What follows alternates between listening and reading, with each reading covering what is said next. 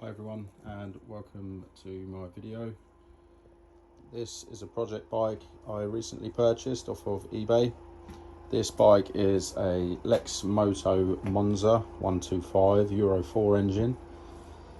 This bike was sold as spares and repair on eBay due to the engine being seized. The overall condition of the rest of the bike is very good. It's a really nice looking bike, but the engine is seized completely solid.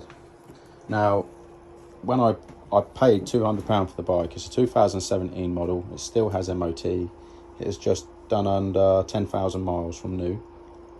I was hoping that the seizure was due to the cylinder, because cylinder replacements for these type of bikes, this GY6 type engine, you can get between £30 and £60 for a new cylinder head, new cylinder and piston.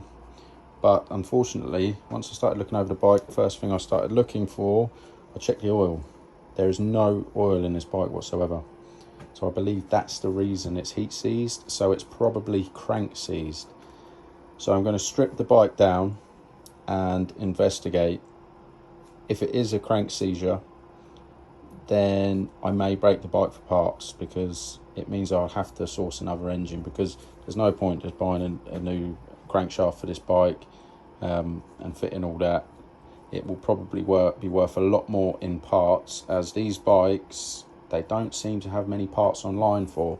However, don't look for Moto Monza engine parts. This is a GY6 engine. Just look at the code on your engine, which it may be a 152 QMI. If that's the case, go on these forums if you need parts and type in 152 QMI engine parts, and the cylinders are all the same throughout the range. Everything is similar. So just because the previous owner I bought this from, he said, oh, it's impossible to get parts for. But that is the case if you go off of the name of a bike. So for example, Moto Monza, you type that online, there's not a lot for them. But this bike has the same engine that's in 80% of the Chinese bikes. So parts are really easy to get hold of. So this is a part one of the video, just showing you around the bike.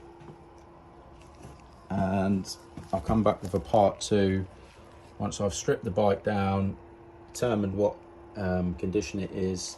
I may even attempt to strip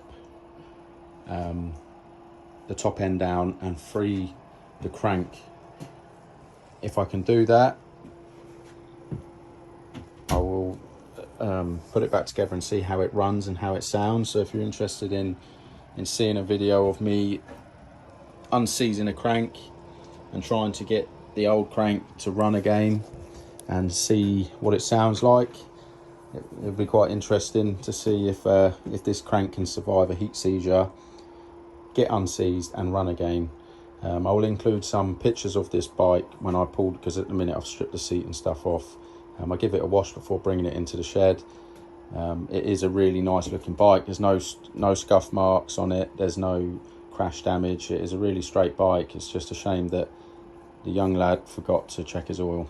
So if you're interested, please subscribe, and I'll put a part two in a few more days of the engine stripped down and what damage has been done to this bike from running it with no oil. If the crank's seized, I will then strip the engine down and try and unseize the original crank in this bike. If I can, I will then put the engine all back together and we'll give it a start and see just how it sounds after a heat seizure and if it will run at all.